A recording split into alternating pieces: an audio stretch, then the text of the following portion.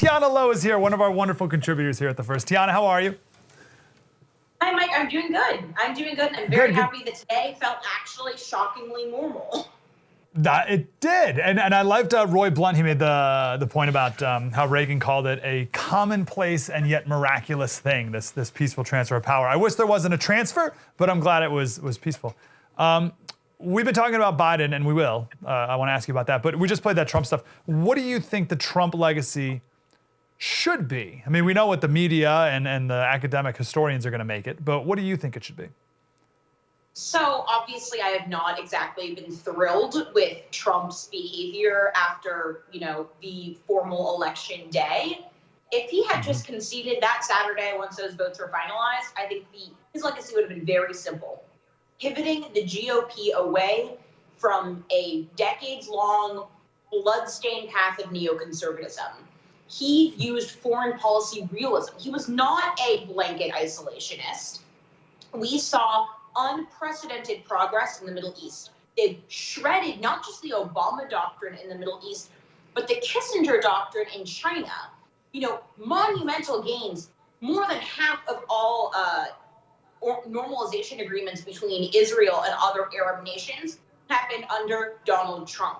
You had China for the first time really facing global pressure. It is because of the Trump administration that Huawei has been banned from a lot of Western 5G development. It is because of Secretary of State Mike Pompeo that we finally were able to show that the WHO and that the CCP were lying about the origins of the Wuhan coronavirus, that it did likely, in fact, come from the Wuhan Institute of Virology.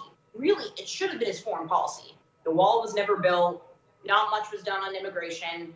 He got that nominal agreement with Mexico for them to halt traffic coming from the Northern Triangle, and that actually proved very meaningful. That also means that, Mexico can renege on that at any point when Biden's in power. But the most meaningful thing, and, Tony Blinken, the incoming Secretary of State under the Biden administration, he admitted that Romney was right on Russia, and you know who else was right on Russia? Donald Trump. As much as he sometimes put his foot in his mouth about Trump, he was much harder on Russia than Obama with his red line. And Biden has said he wants to build upon the Abraham Accords. And it is funny how much, we all kind of mocked Jared Kushner at the beginning, but Jared Kushner and Mike Pompeo, they got it done. The tax cuts, good. The judges, generationally important. But in terms of pivoting the Republican Party, I would really go with foreign policy. So good. That is the most articulate and honest analysis that more than I've heard anyone on the lame stream ever talk about, because foreign policy was never talked about. And I think, correct me if I'm wrong, of the two debates, or I guess two in the VP, was foreign policy ever asked? I don't know if it was ever brought up once, probably because it was so undeniably astounding. No, and also because that, we are very lucky that the Democratic nominee wound up being Biden and not Bernie, because, nominally and instinctively, I think Biden sees Israel as an ally. Biden, I don't think, balks at the idea of Trump's sanctions on Venezuela, whereas, Bernie has a very Marxist view of our geopolitical realpolitik. However, Bob Gates was the person who said, Joe Biden has been wrong on every foreign policy issue he's ever weighed in on. He was in favor of the Iraq war, but then against the surge. He was opposed to the bin Laden assassination. He was in favor of the Belgrade bombings. He was in favor of Libya. This is someone who illegal wars are kind of his thing. So he's a little bit more humble than Team Obama was. And if he's willing to acknowledge that Trump did something right on foreign policy, he could have a presidency that isn't a complete dumpster fire. Yeah, gosh, that's so interesting. Yeah, and I'm concerned. I don't know how much time you've had to analyze his incoming cabinet. Actually, our special on Friday is all about that. But yeah, you mentioned a Blinken, Tony Blinken. These are all, most of these guys, and Kerry himself too, these are all like Obama retreads. So do you see it being much different than the Obama administration, foreign policy-wise, or anything-wise, really? So the scary thing, right, is that we're looking at a lot of people who were instrumental to the garbage Iran deal. But again, you can't build on the Abraham Accords if you go back into the Iran deal as written. The two slam dunks, really, just if we're talking about like people who could have realistically been chosen by a Democratic president, the two slam dunks probably are Merrick Garland for Attorney General and Janet Yellen for Treasury Secretary. This is one where if Biden really wants to bring a return to normalcy, let Republicans nominate them swiftly with an overwhelming majority. And then if, as Obama said, elections do have consequences, but it's still a 50-50 deadlock. If I were a Republican or if I were Joe Manchin, I would choose to use that political capital against Xavier Becerra. Xavier Becerra was the Attorney General of California, and he basically used that post to be an anti-Trump troll who just, tried to prosecute pro-life journalists. Because, and that's what Biden is saying qualifies him to run the HHS during a pandemic that's killed 400,000 Americans. He is unqualified, and he's a radical left-wing troll. That's the person who I would try and ask. Him and probably also Neera Tanden, who has no qualifications to be running the OMB. Oh, who's that last person you said? Neera Tanden. She is also a professional anti-Trump troll on Twitter who ran the left-wing Center for American Progress.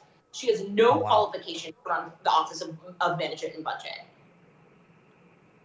So you look at that. So what am I supposed to do with that? Because you look at these nominees, and is he appealing to the super far left? Is he trying to be a more moderate Democrat? Maybe trying to throw some nods to the right even? Overall, what do you do with that? I think Biden is doing what a lot of corporate America is doing. Biden instinctively, he's less a centrist and he's more he's very traditionalist when it comes to process.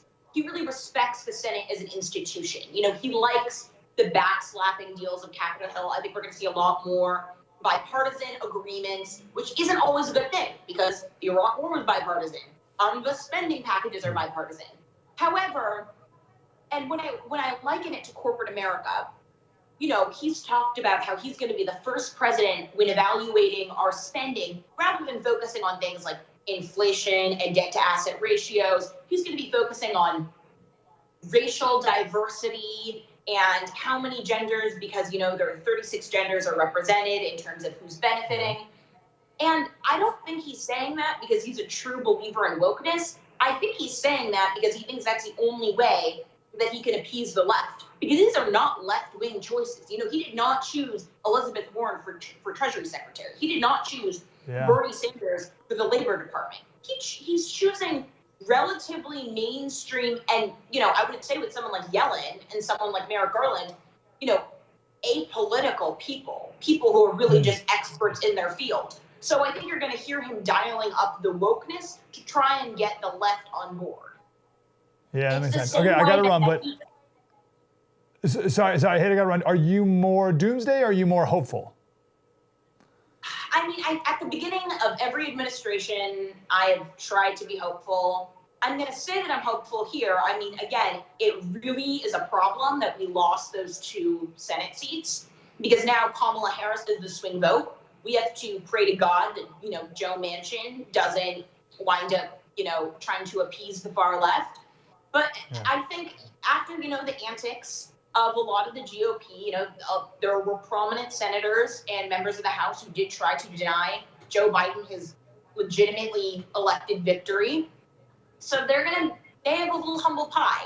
They're coming in way less strong than they would have if they had just accepted it at the beginning and gone straight into midterm mode. Because now they have to be a little bit of they have to be deal makers here. Tiana the First, Tiana the First on Twitter. Tiana, awesome to talk to you. Thank you, ma'am. Thank you. Wow, that was deep and insightful. I want more of that. Like, subscribe, get more.